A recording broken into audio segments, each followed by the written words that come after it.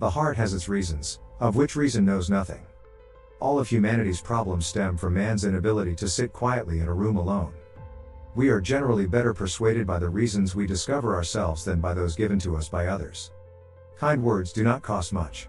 Yet they accomplish much. In faith, there is enough light for those who want to believe and enough shadows to blind those who don't. The least movement is of importance to all nature. The entire ocean is affected by a pebble. We are more easily persuaded, in general, by the reasons we ourselves discover than by those which are presented to us by others.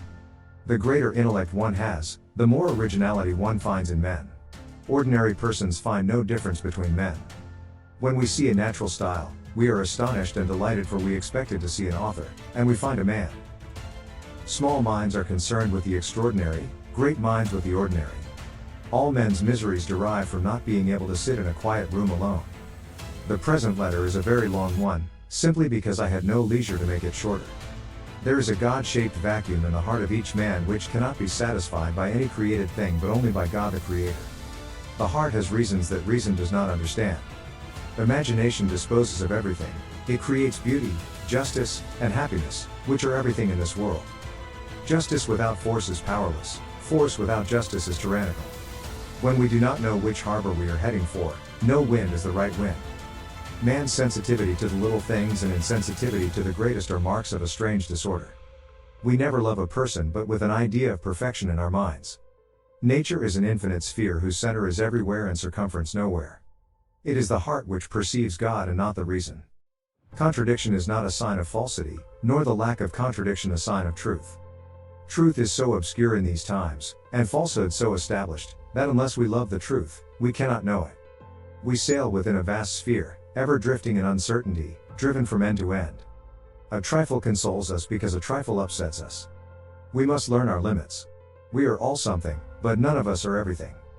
The greater the distance, the clearer the view. Knowing God without knowing our own wretchedness makes for pride. Knowing our own wretchedness without knowing God makes for despair. The most beautiful and most profound emotion we can experience is the sensation of the mystical. It is the sower of all true science. The heart has its reasons which reason knows not. I have made this letter longer than usual because I lack the time to make it shorter. We run carelessly to the precipice after we have put something before us to prevent us from seeing it. Happiness is neither without us nor within us.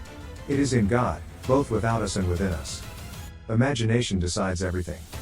The more intelligent one is, the more men of originality one finds. Ordinary people find no difference between men. The consciousness of the falsity of present pleasures, and the ignorance of the vanity of absent pleasures, cause inconstancy. When we encounter a natural style, we are always surprised and delighted, for we thought to see an author and found a person. We must learn our limitations. We are all something, but none of us are everything. It is not good to be too free. It is not good to have everything one wants.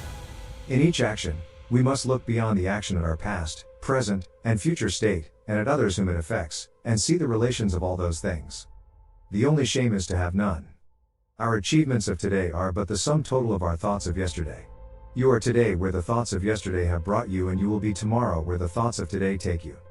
Men never do evil so completely and cheerfully as when they do it from religious conviction. If we examine our thoughts, we shall find them always occupied with the past and the future. The last thing one discovers in composing a work is what to put first. The self is hateful. Thanks for watching. If you enjoyed this video, don't forget to like, comment, share, and subscribe to our channel for more thought-provoking content. Stay motivated and see you next time.